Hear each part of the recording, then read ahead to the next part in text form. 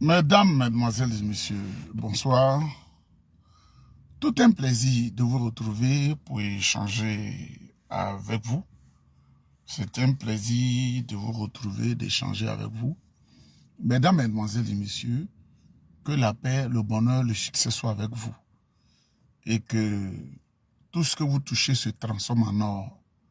Ne soyez jamais dans la violence, mais soyez dans la vérité. Et il faut que votre parole ne soit influencée par rien que ce soit.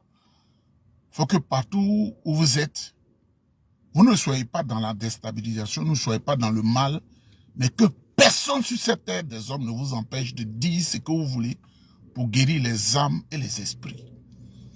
Mesdames, Mesdemoiselles et Messieurs, il nous a menti. Ce il nous a menti, je n'ai pas dit le nom d'une personne, il nous a menti. Il nous a menti.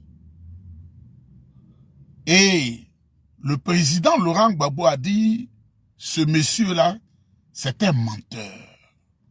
Vous suivez un homme que vous ne connaissez pas. Un menteur. On dit dans les Saintes Écritures que le diable a la ruse, il a le mensonge. Le diable, c'est le père du mensonge. Mesdames, Mesdemoiselles et Messieurs, je suis dans ce tricot que nous appelons ici chandail, parce que je viens de courir dans la brousse, de faire un peu de sport. Donc, vous ne m'en voudrez pas de ne pas être en costume comme je le fais d'habitude. Et ce n'est pas le costume qui est important. Mesdames, Mesdemoiselles et Messieurs, il nous a menti. La Côte d'Ivoire a une constitution.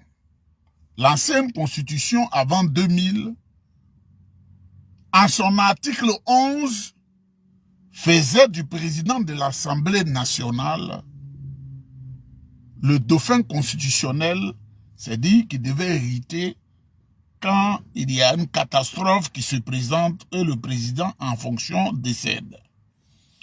Mais quand le premier président de la République de Côte d'Ivoire est décédé, le menteur professionnel a demandé à Guy Robert de perpétrer un coup d'État dans le pays en 1993.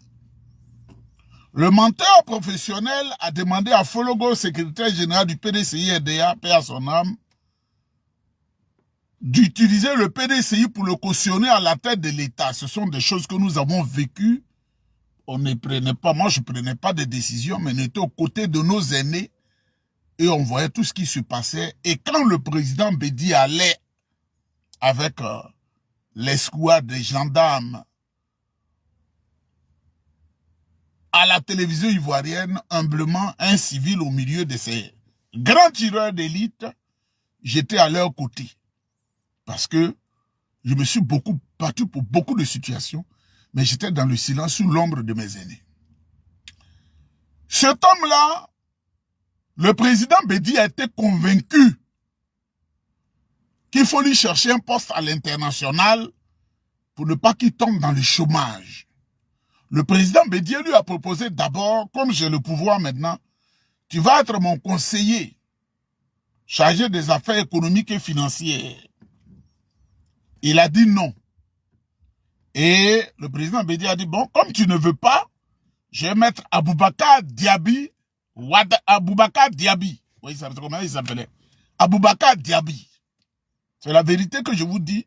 C'est des choses que j'ai vécues. C'est des choses qu'on ne me raconte pas. Et à la place où ce menteur devait être à la présidence, il dit qu'il ne veut pas. Et le président Bédi a nommé Aboubakar Diaby. Aboubakar Diaby, qui sera empoisonné quand il est allé aux États-Unis voir ce type-là, ce menteur professionnel, parce qu'il a pensé que c'est un frère qui est parti au Fonds monétaire, il fallait aller le voir. Le monsieur a été empoisonné. Par le monsieur, par le menteur. Mais c'est le président Bédié qui a signé pour envoyer ce gars-là au Fonds monétaire international. Il faut retenir ça. Et tout ce que je dis, c'est comme un prophète qui parle. Tout ce que je dis, ça peut vous choquer. Mais j'étais là quand mes aînés, ils prenaient les décisions, j'étais là. C'est à moi, on dit, il faut envoyer la tasse de café.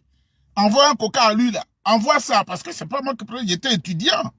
Donc je ne prenais pas les décisions, mes oreilles n'étaient pas bouchées, je sais beaucoup de choses.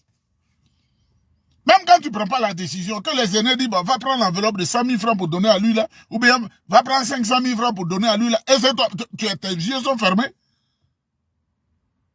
Isaac, va prendre 300 000 francs là, et puis tu envoies, tu donnes à telle personne. Tu sais à qui tu as donné l'argent, même si ce n'est pas toi qui as décidé. C'est le président Bédié qui a signé pour que ce monsieur aille au Fonds monétaire international pour avoir mangé. Je mets quiconque au défi de dire le contraire. Parce que nos aînés là, ils savent beaucoup de choses, mais eux, ils ne parlent pas. Mais moi, je ne dois à personne. Moralement, je ne dois pas. Donc moi, je baille. De la même façon, quand le président Bédi était ministre de l'économie et des finances en République de Côte d'Ivoire, le président Bédi était ministre de l'économie et des finances en Côte d'Ivoire. Quand il a été déchu du gouvernement, le président Houphouët-Boigny, président de la République, a signé pour demander que Mac Namara, qui était le patron de la Banque mondiale, reçoive l'Ivoirien, le papa Henri Konan Bédié, comme son conseiller. Donc, Houphouët-Boigny a signé. Et cette lettre-là est partie par fax. Et cette lettre-là, la deuxième lettre était dans la main du président Bédié quand il est allé aux États-Unis. Et Bédié a été de 1977 à 1980 conseiller de Mac Namara à la Banque mondiale. C'est de cette même façon qu'en 1994, le président Bédié a signé la lettre du menteur pour lui dire c'est notre frère, comme il ne veut plus être ici, il va aller pour avoir son pain. C'est le président Bédié qui a signé pour qu'il aille au Fonds monétaire international. Écrivez cela. Et quand on parle là, demandez aux aînés. On ne reste pas là pour manger gofleto ou bien manger le riz sale, manger cabato sale, manger le foutou qui est couché pendant 3 jours, et puis on ne sait rien. J'ai dit, j'étais là quand les gens décidaient.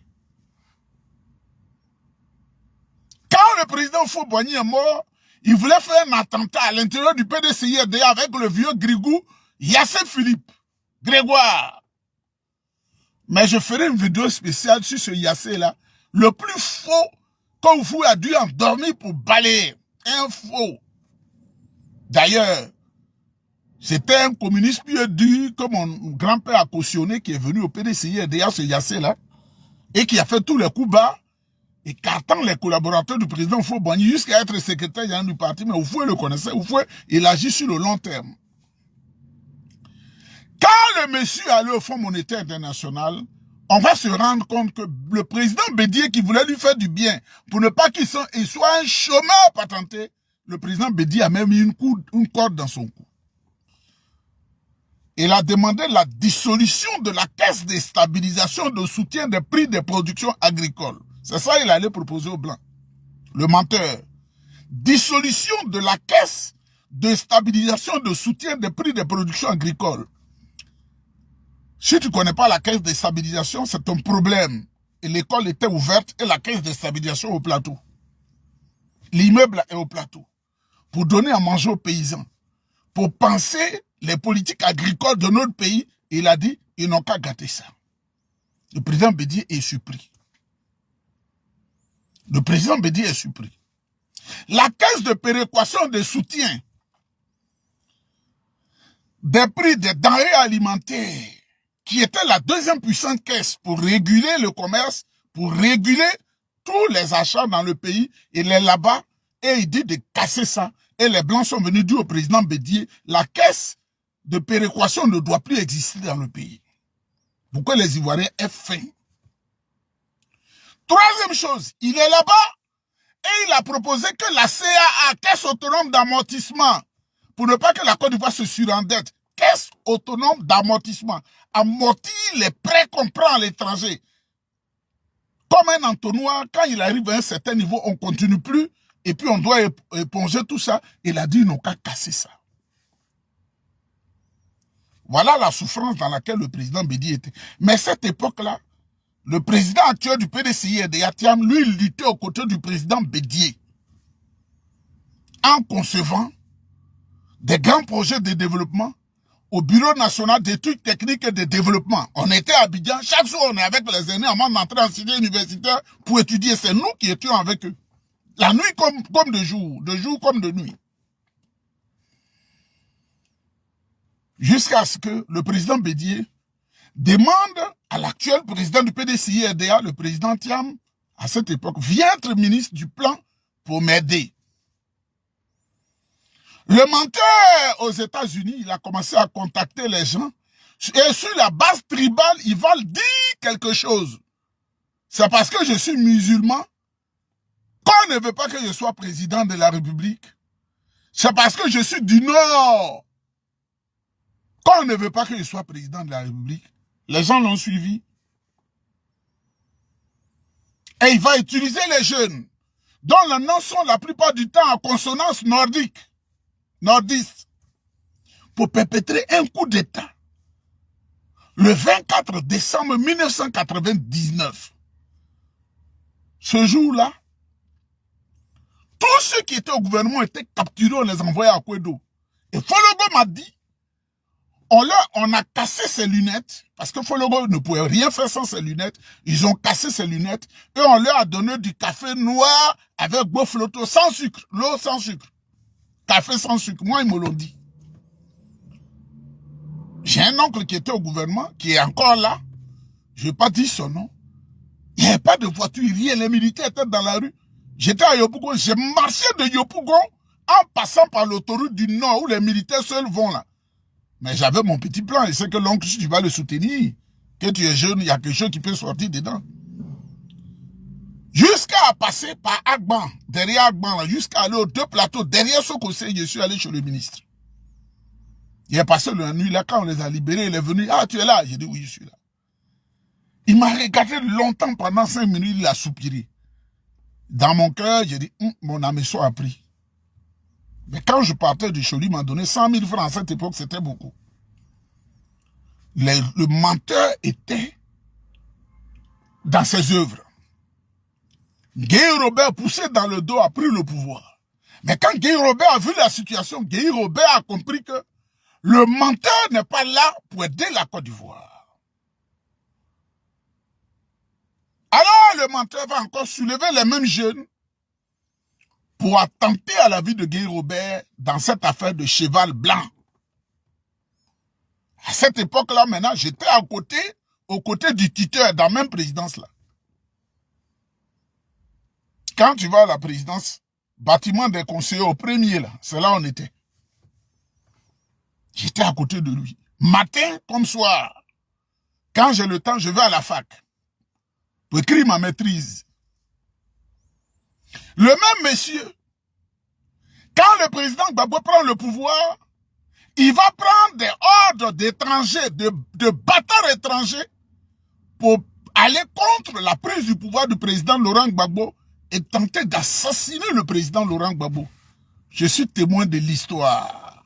Je suis un dépositaire de l'histoire. Quand tu n'as pas été aux côtés des aînés pour voir tout ce qui s'est passé, tu ne peux rien savoir. Tu ne sauras rien. Le président Gbagbo n'a même pas eu de répit. Le menteur va aller solliciter des hordes étrangères pour implanter la déstabilisation dans le pays avec ce qu'on a appelé le complot de la Mercedes noire. Mais l'Alpha Jet qui s'est levé sur proposition des conseils du président Gbagbo pour bombarder cette Mercedes noire. J'ai un jeune cousin qui était là, ce sont eux qui avaient cet appareil-là. Le président Gbagbo dit, j'ai déjà l'information, ce sont nos frères venus d'un pays voisin, il ne faut pas leur faire du mal. La Mercedes n'est pas plus rapide que l'Alpha Jet qui allait survoler le nord du pays. On a vu la Mercedes, on a vu les photos et comme ça ils ont photographié les photos là militaires. Moi j'ai vu. Ils ont escorté jusqu'à... On dit non, s'ils vont à l'extérieur du pays, ils ne vont plus revenir. erreur de Gawa. Et un jour, 19 septembre 2002, ces mêmes bâtards vont implanter le glaive dans la patrie, dans le cœur de la patrie. Parce que, disent-ils, on les empêche de porter des boubous. Et cette théorie est inspirée par le menteur professionnel.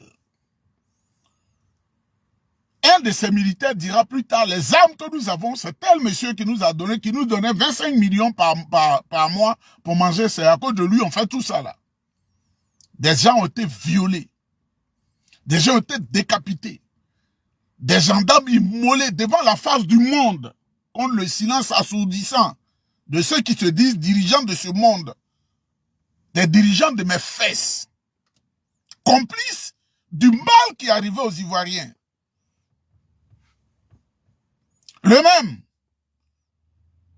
Il va aller en 2005 voir le président Henri Konan Bédié pour dire j'ai changé. Comme j'étais au PDCI avant, entendons-nous pour faire RHDP, Rassemblement des enfants d'Oufoué.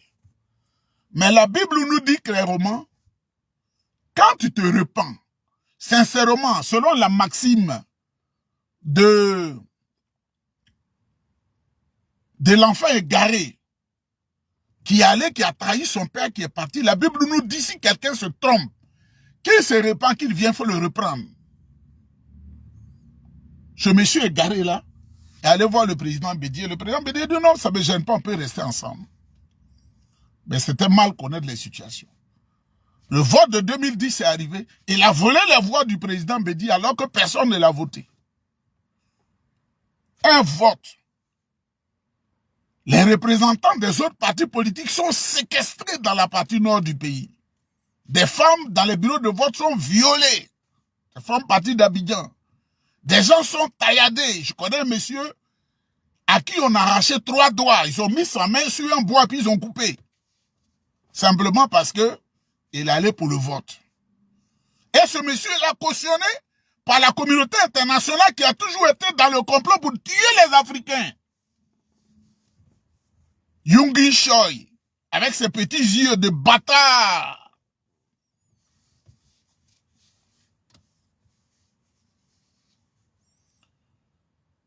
Et le pays est devenu invivable. Ce monsieur qui avait dit hier, donnez-moi le pouvoir, je vais donner des ACD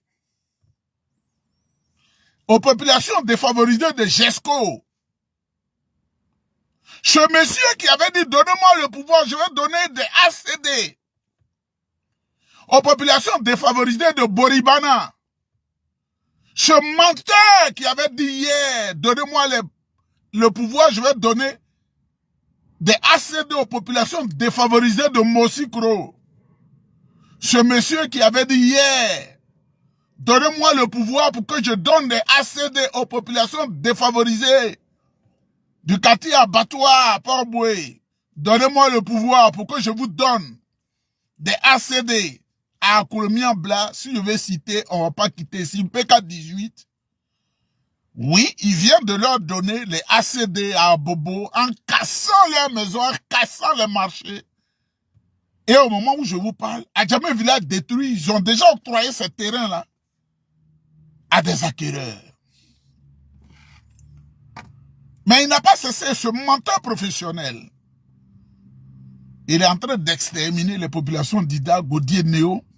Quand vous allez à Sassandra, où je vous parle là, les gens fuient leur village. À Debem, Sago, ça va pas. Les gens sont en train d'être écrasés. Et maintenant, il fait un autre calcul. Les Baoulés, certainement, ils vont faire un vote mécanique. C'est-à-dire un vote mécanique, ça dit que tu te dis comment ils votent pour le PDCI, je ne réfléchis pas, ils votent PDCI. Au moment où je vous parle là, les Baoulés, il y en a qui sont dans la forêt, ça fait 4 jours. Ils vivent dans des conditions précaires, dans des conditions difficiles. Ils ont cassé leur maison. Ils ont volé tout ce qui leur appartient, des motos, des cabris, des moutons. devant le silence assourdissant d'une soi-disant communauté internationale. Une soi-disant communauté internationale. Mais ce sont eux qui cautionnent ça. Ce sont eux en réalité qui ont leur main devant ce bandit international et qui cautionnent cela. Ce sont eux qui cautionnent ça. Le mal contre la Côte d'Ivoire, ce sont eux qui cautionnent ça. Moi, je le l'ai dit. Ce sont eux. Des gens qui pensent que l'argent est au-dessus de toute chose. Et pourtant, on n'a pas 3 ventres. On n'a même pas 4 ventres. Quand tu as mangé un morceau de pain, c'est fini. Mais comme ils sont dans des ordres diaboliques que nous autres, on a proposé, je n'accepterai jamais ça. Ni un franc-maçon, ni un illuminé. Monsieur Bertrand, je ne te suivrai jamais. Ben, je n'ai pas besoin de cet argent-là. Je connais un parent qui était dedans, que j'ai suivi à un moment donné. Il m'a dit de rentrer dedans. Même j'étais au pays, j'étais dans les souffrances, je lui ai dit, ne rentre pas, ça ne m'intéresse pas. Je l'ai fui en même temps. Mesdames, mesdemoiselles et messieurs, ce monsieur-là, c'est lui qui est le mal. Un menteur. Félicitations au président Gbagbo qui avait dit, vous ne connaissez pas ce menteur et vous le suivez.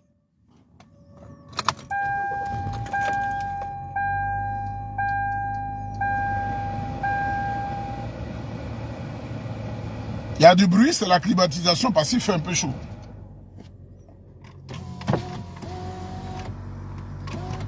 Vous ne connaissez pas ce menteur. Toi qui m'écoutes et qui me regardes, tu as des médicaments gratuits dans les hôpitaux en Côte d'Ivoire. Tu es soigné, le SMU là, de la couverture maladie universelle. Tu es heureux. Tes enfants se soignent, toi-même tu te soignes. Tes enfants vont à l'école convenablement, il y a des bourses à l'université. Ici, là, tu n'as pas la bourse quand tu es étranger. Mais moi-même, quand je suis venu ici, dès l'instant où j'étais résident permanent, ça a été automatique. Il y a eu un bonheur comme ça. C'est pas tout le monde qui gagne. On m'a dit, monsieur Nieba, toutes les bourses que vous voulez, on vous donne. Moi, j'ai vécu de bourse.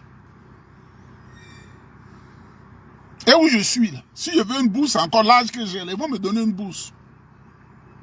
Où sont les bourses à l'université? À moins qu'il y ait des bourses invisibles. Parce qu'on ne peut pas respirer. Les neveux, les enfants, les neveux, tout ça qui sont là-bas, on est obligé de souffrir. On ne se retrouve pas. Tonton, on n'a pas d'argent à l'université ici. Tonton. Parce que le pays est mal organisé. Le pays est mal géré. Un faux pays africain. Un faux pays africain. Mesdames, mesdemoiselles et messieurs, le monsieur, c'est un menteur. C'est un menteur. Deuxième chose que je vais dire pour finir, j'ai fini. Mesdames, mesdemoiselles et messieurs, vous voyez, la religion que les latins appellent reli ego, c'est-à-dire l'élévation vers un être suprême, reli ego, se relier à ce qui est plus grand, devenir ego, c'est-à-dire se mettre en symbiose, c'est le latin. La religion est une élévation par des invocations, des prières vers un être supérieur. Il y a des religions anciennes africaines que vous connaissez tous et toutes. Mais il y a aussi des religions révélées. Le christianisme et l'islam. Ce n'est pas tous les Africains qui connaissent le judaïsme même qui le pratiquent. Mais moi, quand je suis allé en Israël, je le savais. Et comme je vais régulièrement en Israël, je le savais, mais ce que j'ai vu, à la Pâque, j'ai vu un certain peuple, chacun avait son comment on appelle, son pigeon blanc. Il y en a qui avaient la colombe. Et ils font la colombe comme ça sur leur tête. Et puis, ils parlent dessus, ils font ça. Ils parlent dessus, ils font ça. Leur religion, là, le judaïsme, c'est dedans, le christianisme est sorti. Et après, l'islam est venu. Oh, ils font ça. Si tu l'as fait en Afrique, on va dire que tu es en train de faire la sorcellerie. Mais ce sont eux qui dominent le monde. Ce sont eux. Ceux qui font ça pour les contre Dieu, là, ce sont eux qui dominent le monde. Je voudrais vous amener à vous interroger sur le christianisme et l'islam. Quand tu es dans l'islam, c'est l'imam seul qui grossit. C'est le cheikh qui grossit. C'est le muezzin qui grossit. Parce que c'est à eux on donne. Donc, ce n'est pas Dieu qui lui donne, mais il vous escroque. Quand tu es dans le christianisme, il n'y a pas un pasteur qui a un petit ventre. Tous les pasteurs ont voiture. Ce n'est pas Dieu qui lui donne. Mais il utilise les sentiments de peur. Il t'inflige le sentiment de peur. Le paradis, tu ne l'auras pas si tu ne me donnes pas ton argent. Il y a des femmes déséquilibrées dans les maisons qui prennent l'argent de leur mari pour aller donner souvent, même elles sont les épouses en deuxième noce de ces pasteurs-là. Est-ce qu'il n'y a pas un secret caché qui n'est pas révélé aux gens qui font que les gens souffrent? Dieu existe. Dieu est la lumière vraie. Dieu est la puissance. Mais quand tu es assis, tu analyses là. Mais je vais vous dire, on pratique plus l'islam aujourd'hui en Afrique que dans toutes les contrées du monde. On pratique le christianisme que toutes les contrées du monde. Quel est le niveau de développement de l'Afrique? Je vous pose la question. Ou bien Dieu est méchant contre la... Quel est le niveau de développement de l'Afrique? Quel est le niveau de développement des pays africains? Quelle est la contribution de l'Afrique dans la construction du monde? 0,09%. Est-ce que cette lumière-là qu'on appelle Dieu, là, est-ce qu'on connaît cette lumière-là véritablement? Ou est-ce qu'ils nous ont enseigné la religion en cachant ce petit côté-là?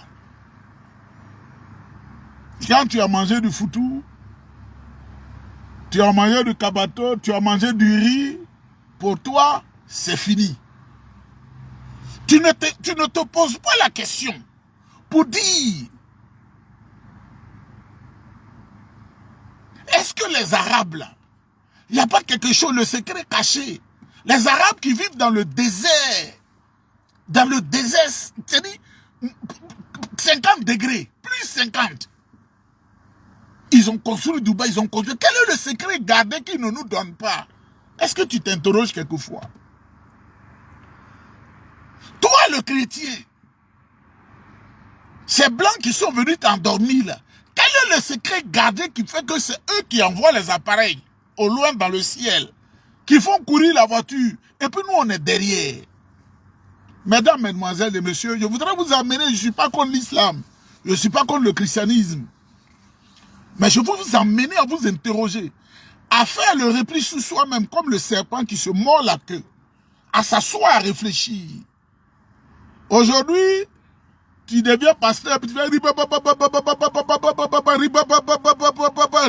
toi là, ta grand-mère veut te tuer, va envoyer 100 000 francs. C'est triste. Le continent où tout est bizarre, le peuple où tout est bizarre, c'est le peuple noir. Quand le Chinois va en pèlerinage, il va chez lui à Shenzhen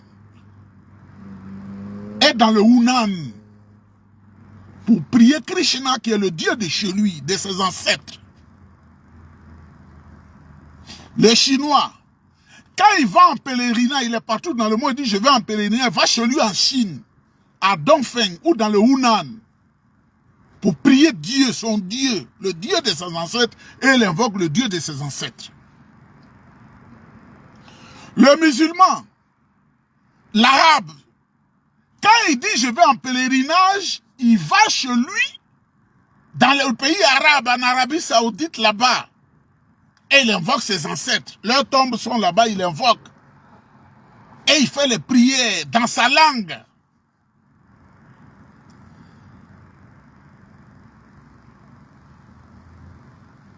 Le chrétien, quand il va en pèlerinage, il va à Lourdes, il va à Jérusalem, il va à Medjugorje, en terre étrangère, pour donner son argent. Le musulman africain, lui, il n'y a pas de lieu d'adoration en Afrique. Il va prendre son argent pour l'amener en Arabie Saoudite. On lui donne caillou, on dit qu'il faut lapider Satan, il faut payer le caillou à terre franc. Et on prend les mêmes cailloux, on les rassemble encore l'année prochaine. Il vient payer plusieurs dizaines de dollars pour prendre le caillou pour lapider Satan. Moi, je n'aime pas ceux qui ne réfléchissent pas beaucoup, qui sont cantonnés sur le petit. Comme mes parents étaient dans l'islam, là, je suis dedans, tout est beau. Comme mes parents étaient dans le christianisme, je suis dedans, tout est beau. Tu ne peux pas construire le monde. Parce que c'est la passion qui construit le monde. C'est l'élévation, l'observation de la vie. Quand tu sais observer, tu sais réfléchir, tu vas aboutir à beaucoup de choses. Le seul peuple au monde qui n'a pas d'adoration chez lui, qui va chez les autres. Quand l'Indien va en pèlerinage, il va chez lui. Dans le Népal, font l'adoration devant les grosses montagnes. Il y a des cadres africains qui quittent là pour aller faire les adorations des Indiens. Je réfléchis et je dis l'Afrique, si l'Afrique doit retrouver ses marques, parce que tout est spirituel, c'est tout part du spirituel. Sinon, nous là un jour on va partir, nos enfants, nos petits-enfants, et jusqu'à la fin du monde, si cette fin du monde arrive, on sera au même point de départ. Parce que même les indépendances octroyées, les indépendances nominales qu'on nous a données en 1960, on est encore au même lieu. On est encore au même lieu. Je suis chrétien. Baptisé et confirmé. Mais j'observe. J'observe. Et je m'interroge. J'observe et je m'interroge. J'observe et je m'interroge.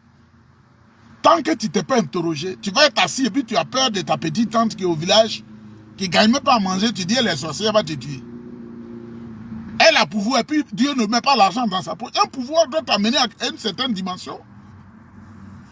Mesdames, mesdemoiselles et messieurs, j'ai fini. Il nous a menti. Il nous a menti. Il nous a menti. Je demande en conclusion aux autorités burkinabées